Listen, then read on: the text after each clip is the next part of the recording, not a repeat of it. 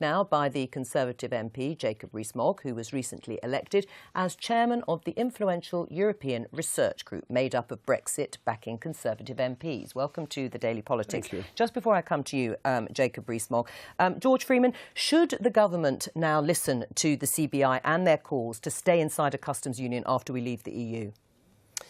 Look, I think the key is we have a business-friendly Brexit.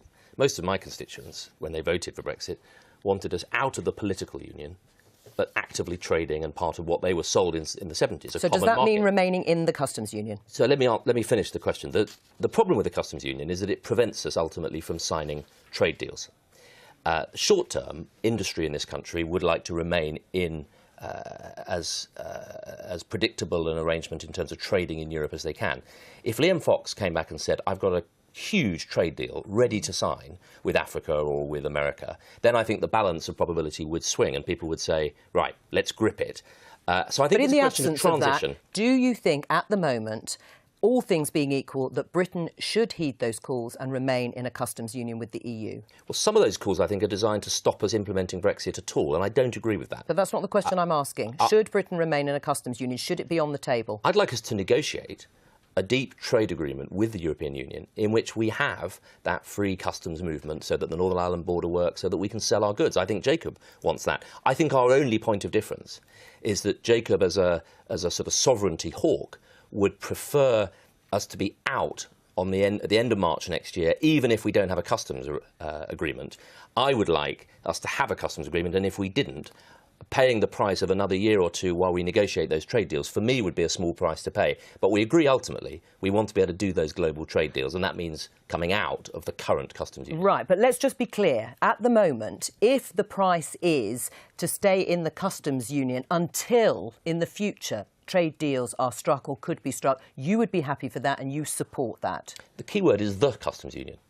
A customs union, yes. The customs union, as Boris has said, is the current European Union. So I think we need to negotiate a customs agreement with the European Union that means we can sell across the European market. That's what my constituents Well, and that is pretty well what is currently the arrangement of staying in the customs union, that actually all those regulations and standards would remain the same and the status quo would continue. Do you agree with George Freeman on that? The status quo is not what people voted for. You must remember the CBI received nearly £1 million from the European Union between 2009 and 2015. It is not an independent body. It is backing inefficiency, a lack of competitiveness, and wants to remain in the European Union. It campaigned for the euro, for the exchange rate mechanism, and against Brexit. It's not representing small business or the consumer, and it's the consumer I want to help, and I want to be out of the customs union as soon as possible. I'll give you a specific example. Clothing has an 11.8% tariff on it coming into this country from outside the EU. Footwear, 11.4%. That hits consumers in the UK to very little benefit of UK manufacturers because we don't make many textiles or shoes anymore. Right. I'll give you a counterexample. Our aerospace industry, we're a major player in Airbus. There are no tariffs. I'll give you our life science There are no industry. tariffs on aerospace. Let me just make the point. There are other industries, life sciences, 60 billion a year. I don't want us to have to negotiate an individual customs arrangement with each of the countries. The challenge is a transition, so we get a trade agreement with Europe so that we can then, I agree with Jacob, access these global markets. Mr. Barnier and President Macron have both said that we can have a free trade deal with the European Union based on Canada. That's great. Right. We Do you agree with that? Right. Would you accept that? A trade Canada deal plus. on goods? No, just the Canada deal on goods. Well, it's based on Canada, so it would be enhanced Canada. That's on the table. That doesn't need us to remain in the customs union. And if we stay in the customs union, this is where I do, George, disagree, it means we won't be able to get the other trade deals because the other countries won't think it's worthwhile doing deals with an EU satellite. So I understand that. Our only difference is avoiding the cliff edge. I want the businesses that I know are raising the money that, for our earlier conversation, will pay for the NHS, to have confidence that there's no cliff edge in 15 months' time. I'm not surprised they want to know. And for me, continual membership of a customs union while we get those trade agreements in place is a price worth paying. And I want British people to have cheaper food, clothing and footwear the day we leave the European Union. It will affect the standard of living in the poorest in our society the most dramatically, because the customs union is about protecting inefficient European businesses. It's not about competitiveness. Right. Jacob Rees Mogg, is part of the problem that there is a discussion about Britain remaining in a customs union or something very similar to what we have now with the EU, because the evidence hasn't been produced by Whitehall that new bilateral trade deals will outweigh the lost trade from the EU? I think the trade deal issue is a bit of a red herring. Our biggest individual national trading partner is the United States, with whom we have no trade deal.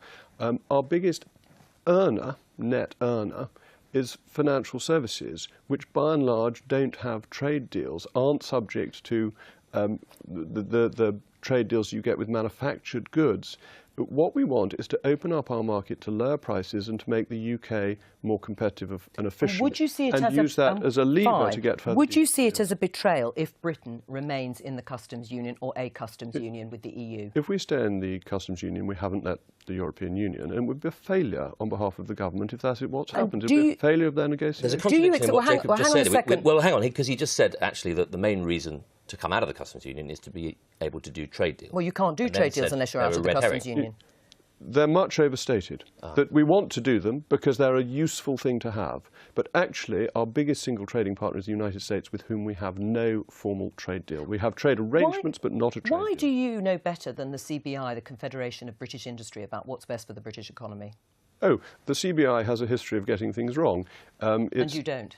It's a history, well, take the CBI as a commentator, that it got, as I said earlier, the RM wrong, the Euro wrong, it backed Remain, and it's funded by the European Union. It got £1 million between 2009 but why is it wrong on the British economy in this instance? Because who it's representing is not the consumer, who I'm arguing for, my constituents, who I want to have lower prices and better quality that can be brought in from outside the European Union. The CBI is a spokesman for vested interests. And do you agree with that, George Freeman? It's a spokesman for vested interests who shouldn't, and the government should not be listening to them.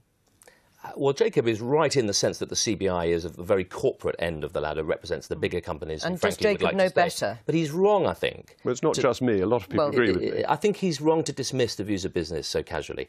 For me, I'm completely committed, reconciled to Brexit, but it has to be a pro-business Brexit. I want us to be not just more pro-business as a government, but a bit more business-like. If I was on the board of Great Britain, PLC, I would say, I understand that the customs union prevents us from doing a trade deal. Have we got any good ones lined up? And if we haven't, then I would say right now that is a step too far. But if we can get those trade deals, then I see the argument. Right, but you're not convinced at the moment that you're going to be able to get those trade deals, or that it might replace, well, not least because Jacob just said trade deals are a distraction. Right. I mean, we'll come on to why you think trade deals are a distraction, because I thought that was the whole point of Liam Fox's job. But first of all, is this something, you talk to people all the time, you were chairman of the policy board before Christmas, in cabinet ministers and Tory MPs, is this something that is being actively considered, Britain remaining in a customs union arrangement with the EU? I don't think at that level of detail. I think most colleagues, and actually most constituents, reconciled to Brexit, want us to make a success of it, want it to be pro-business. They said to me on the doorsteps, I'm sure to Jacob, we voted to join a common market, not a political union. We want to come out of the political union and stay in a trading bloc. Do you think it's a possibility that the government will consider it? I think there's a possibility we may negotiate what the PM has said rightly she wants, a full trade deal with Europe, which would see free movement of our goods and our ability to import. But this is about the world. customs union. I mean, Jacob Rees Mogg, they might be listening to some pro-Remain Tory backbenchers like Ed Vaizey, for example, who at the weekend said the mantra that free trade deals will make us leap out of Brexit unscathed is for the birds. They take years and years to negotiate and often involve compromises that anger domestic audiences. Why is he wrong? Well, they don't always take years and years. The US and Australia did one in 10 to 11 months, and it's been very powerful. Can I get back to why trade deals are a distraction? Because I think this is important. The real benefit we get is from lifting tariffs on goods that come into this country and non-tariff barriers. That makes the UK more competitive. It makes goods for consumers cheaper. Unilateral free trade has worked in every country that has tried it historically. Trade deals are an add-on benefit. And if you open up your market and you again go to people and say, we've opened up our market, do you want to open up yours?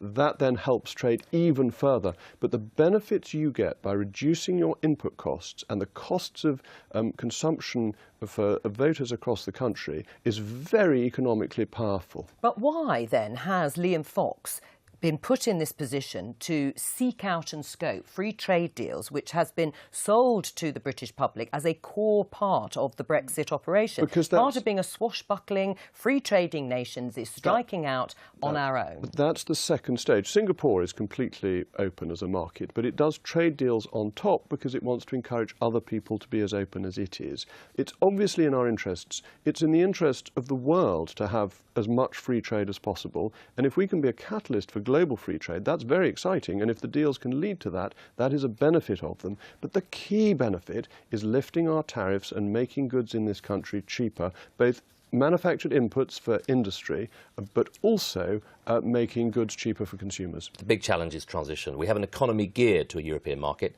We've got to re-gear it to global markets. You can't do that overnight at the end of March next year. We need some transition. Thank you very much, Jacob Rees Mogg.